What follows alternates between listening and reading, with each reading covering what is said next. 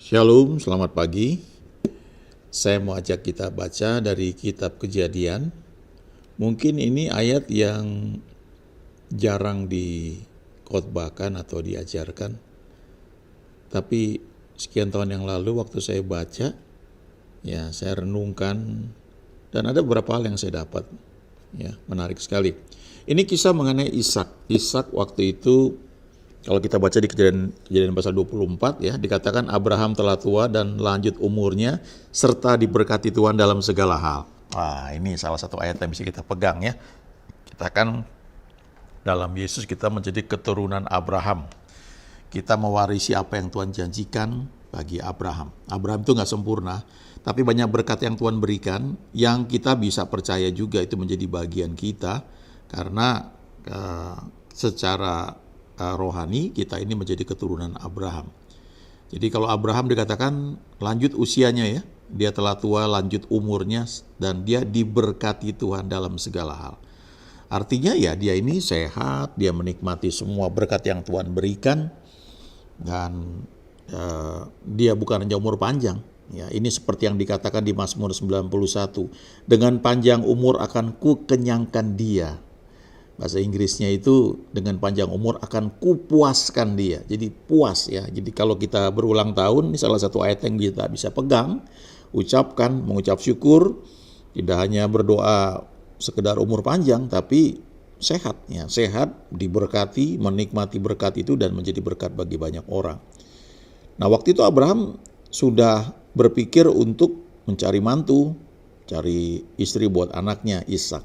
Dia tugaskan Eliezer, hambanya yang dia percaya itu untuk membawa calon istri bagi anaknya dari kerabatnya ya, dari keluarga istrinya sendiri ya. Lalu Ribka dijemput ya. Nah ketika Ribka dijemput sedang di perjalanan, lalu sampai di tempat tujuan, nah dikatakan di ayat 62, Kejadian 24 ayat 62. Saya bacakan di sini. Adapun Ishak telah datang dari arah sumur Lahai Roy, ia tinggal di tanah Negeb. Ya, ayat 63 perhatikan. Menjelang senja, Ishak sedang keluar untuk berjalan-jalan di padang. Ia melayangkan pandangnya, maka dilihatnyalah ada unta-unta datang. Nah, menarik sekali kalau kita baca dalam terjemahan bahasa Inggris ayat ini.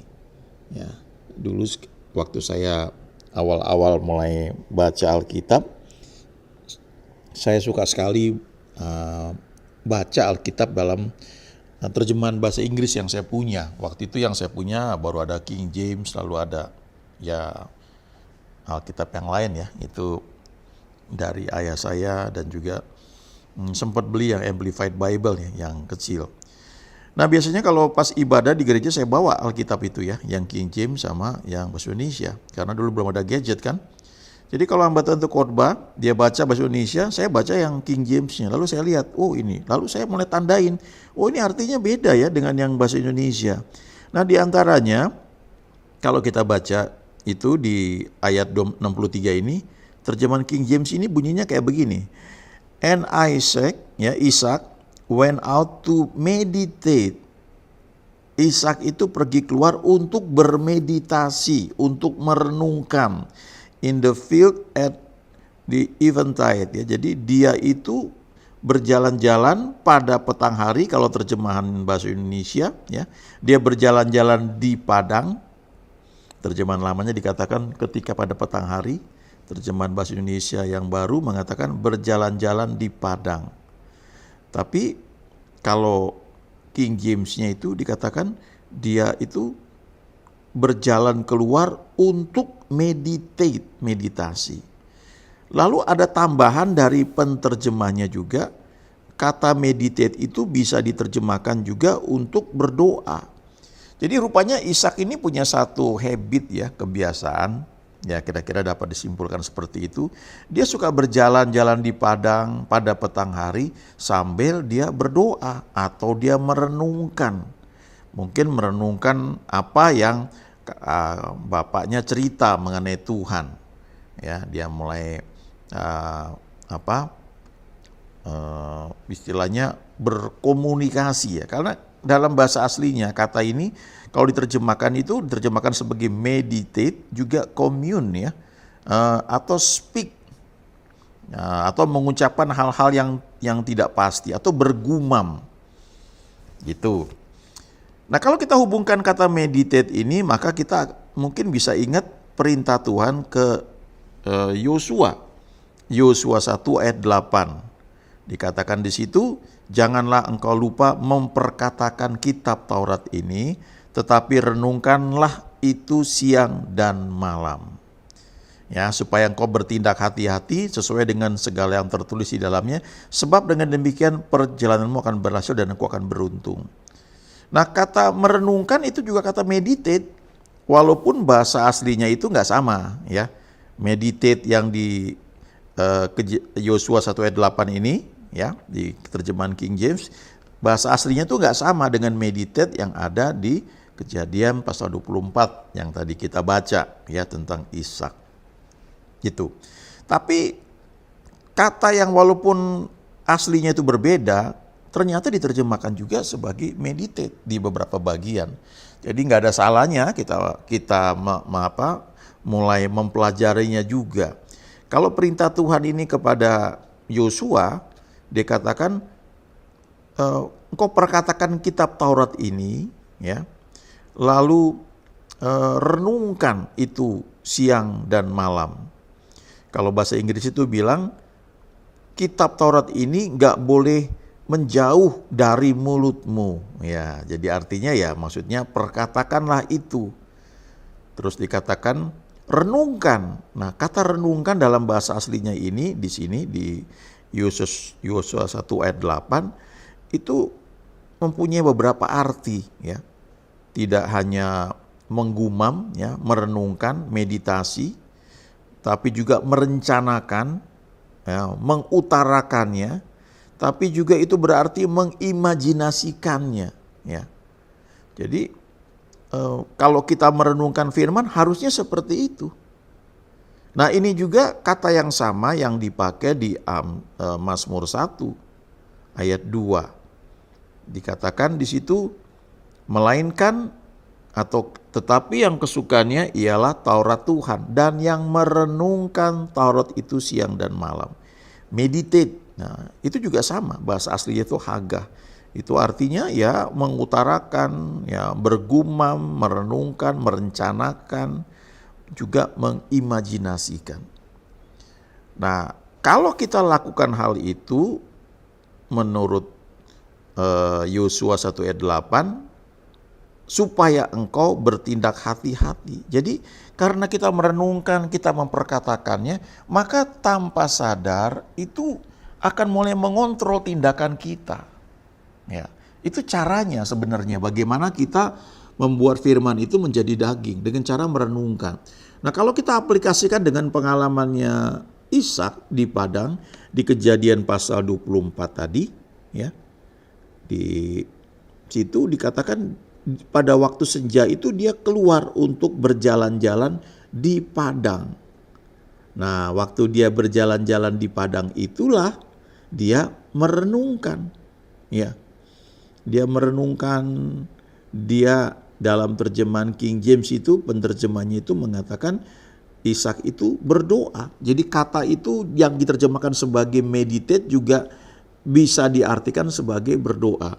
Nah, kalau saya aplikasikan kepada kehidupan kita sehari-hari, nah kita ini yang punya kesempatan misalnya olahraga pagi atau olahraga sore, sementara kita olahraga, kita bisa sambil merenungkan firman Tuhan yang pernah kita baca, atau yang tadi pagi kita baca, kita dengar, kita renungkan. Kita camkan itu. Memang bisa juga sambil putar kita punya gadget, di situ ada khotbah, ada YouTube, ada rekaman mungkin atau lagu ya. Lalu kita pakai headset, pakai Bluetooth paling nyaman itu ya. Jadi gadgetnya mungkin di kantong kita atau di tas kecil kita. Kita pakai headset yang pakai Bluetooth. Jadi kita bisa mendengarkan. Nah, sementara kita mendengarkan, jangan hanya mendengar tapi buka hati untuk merenungkan. Kita hidup di zaman yang luar biasa, ada banyak kemudahan, tapi di sisi lain itu juga bisa menjadi jerat buat kita. Karena dengan teknologi yang berkembang ya, saya akhirnya melihat ya, kalau dulu kita ada zaman Alkitab itu, saya sih nggak ngalamin itu ya, tapi Alkitab itu hanya dipegang pendeta. Saya bersyukur sih waktu saya remaja, saya di gereja, ya gereja tradisional yang pendetanya menyediakan banyak Alkitab di gereja. Ditaruh di bangkunya itu bangku panjang, di belakang bangku itu ada celah ya seperti kayak bukan laci ya, tapi ada celah untuk taruh Alkitab. Jadi ketika pendeta khotbah kita tinggal ambil Alkitab yang ada di depan bangku orang yang duduk itu, kita tinggal baca. Nah cuma seingat saya jarang sekali yang ngambil Alkitab itu, karena seperti saya pada waktu itu pun kalau disebutkan misalnya baca Markus 5 gitu, saya nggak tahu itu di mana.